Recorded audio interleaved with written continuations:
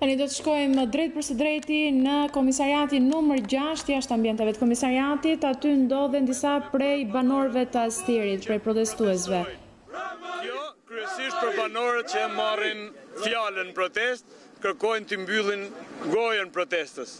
Kërkojnë me çdo mjet na friksojnë, na bëjnë presion që ne të mos dalim flasim para në protestën që organizojmë çdo ditë nga ora 18 deri në orën 19. Mram ishim edhe në befasit kapur, të rrethuar nga policia e pushtetit, ishin mush rrugët në gjitha drejtimet e vendit protestës, shesis protestës, për të na bë presion, për të na friksu, për të pas shoqërime dhe banorët arrestime, banorët e kuptun lojën e policisë dhe vendosën që ta përshkallëzojnë protestën dhe protesta zgjati 3 orë gjysmë. Dhe nuk do të kishte ndërprerje në qoftë se këto nuk do të ishin largu. Në mbështetje të banorëve të Unazës re erdhën dhe kryetari Basha bashkë me disa depozit të opozitës dhe përballë presionit qytetar, përballë banorëve të Unazës re u detyru të rriqet policia. Çfarë i tha në komisariat tani zoti? Tashti në komisariat pra protestat e paligjshme, po vazhdoni të protestoni në mënyrë të paligjshme, pa leje, bllokoni rrugën, pengoni qytetarët, na u tha bili edhe për kamësorët, po në normal që kamësorët që kena nalu për ta shu, po kështu ishte arsyetimi, argumentimi i policisë. Mbas shpërndarjes protestës mram në orën 9:30, në orën rreth orës 10, policia e pushtetit a shpërnda në gjitha rrugisat e rrugët e Unazës re në shtëpiat private, duke kërkuar të bëjnë arrestime, shoqërime, duke trokit në për shtëpia, duke të merru familjarët, fëmijët, por fatmirësisht nuk ka pas shoqërum. Çfarë ore kanë bërë këtë? Këto deri rreth orës 2 të natës, 2 të mëngjesit i bie tash, se deri rreth orës 2 të mëngjesit janë fotografu, janë filmu, janë pamjet që janë shpërnda edhe tek faqja mbështetje banorëve të Unazës re, por sot në mëngjes përsëri inspektorët e policisë zonës dhe policë tjerë që nuk i njihnim kanë shkuar për shtëpia për të na kërkuar në komisariat. Pasi erdhëm këtu, por që nuk u bë publik, ishte mendu të bëj përsëri sot një takim me drejtorin e policisë Tiranës. U zhvillua takimi? Nuk u zhvillu takimi sepse banorët nuk janë dakord ta takojmë fare drejtorin e policisë Tiranës. Nuk kemi arsye për të takuar, ne kërkojmë anullimin e projektit.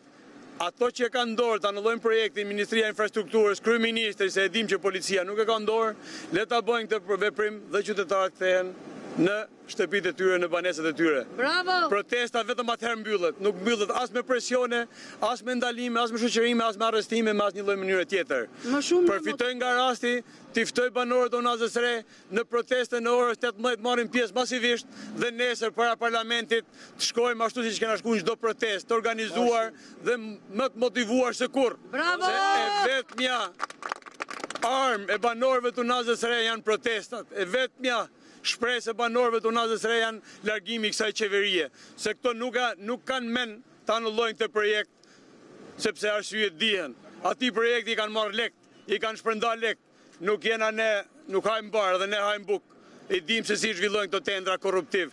Është vërtetu, prokuroria nuk ban asnjë lloj veprimi, presim nga Amerika mos na sjell ndonjë rezultat konkret për hetimet, për anullimin e projektit me firmën offshore të lotit numër 1 dhe për anullimin komplet projektit të Unazës re dhe devijimit shtratit Lumit Lana. Ishte arsye që drejtori i Tiranës kërkoi një takim me ju. Nuk e kërkuam shpjegime për arsyeën e takimit, por me sa kena informacione, takimi është thjesht për presion, thjesht për shantazh. Zotëria në fjalë e ka marrë përsipër ta mbyllë të protestë, por nuk do t'ja dalja dot. Se thirrën gjithmonë të njëjtat emra. Kjo është pjesë tjetër, por nuk ka problem. Kjo është edhe për të na përqa.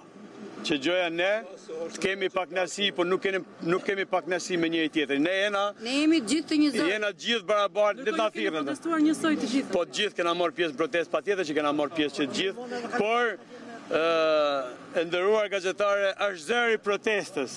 Ne kena marrë guximin, kena dalë para kamerave, po kërkojmë anullim projekti, asgjë më tepër, paqësor, Mirë, po kjo që jena shumë paqësor më duket u ka dhënë më tepër zemër atyre, por ne kena qenë paqësor deri në momentin që këto mund të marrin guximin për të ardhur për të prish qoftë edhe një objekt në Unazën e re. Bravo. Ja u kena thënë, po ja u stërthemi, po ja u rithemi që nga ai moment nuk ka banor të Unazës së re paqësor më.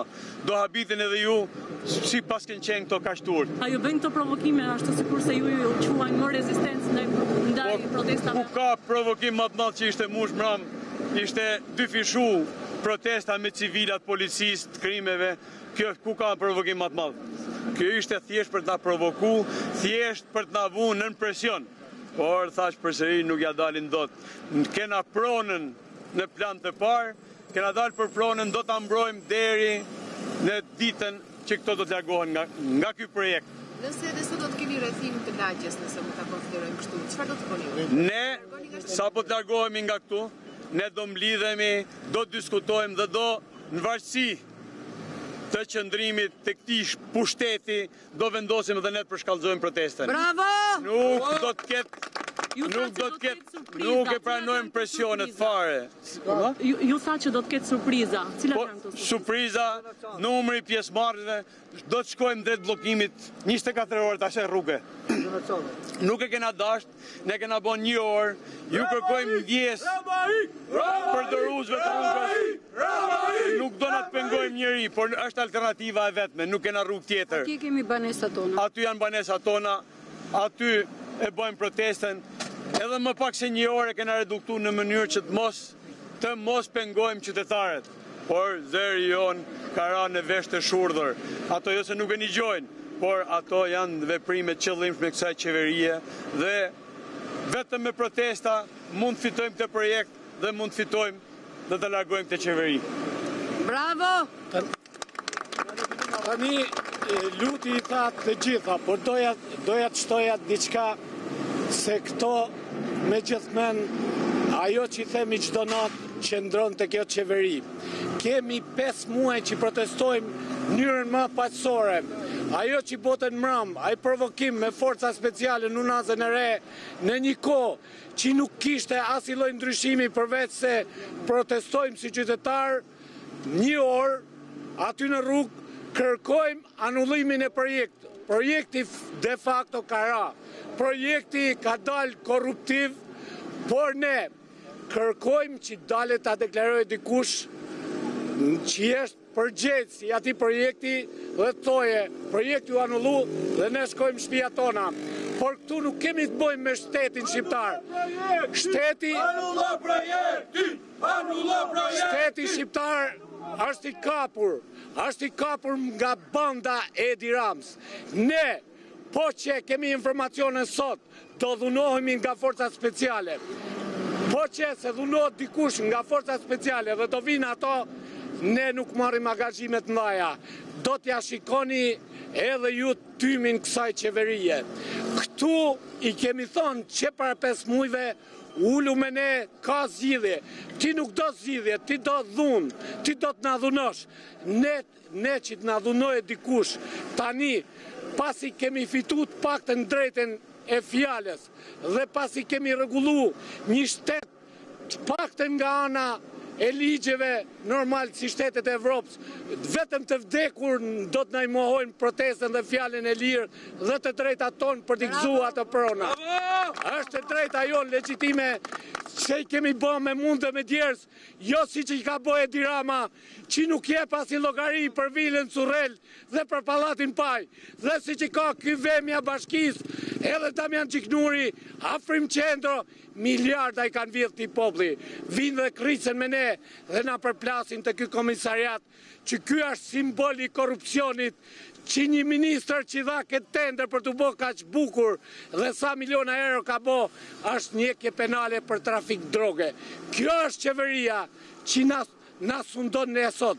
Edi Rama me Unazën e re, këtu janë të gjithë të vendosur. Vetëm një marsh jetën ja u ke marrë atë pronë dhe do i dhunësh. Rrugë tjetër s'ka.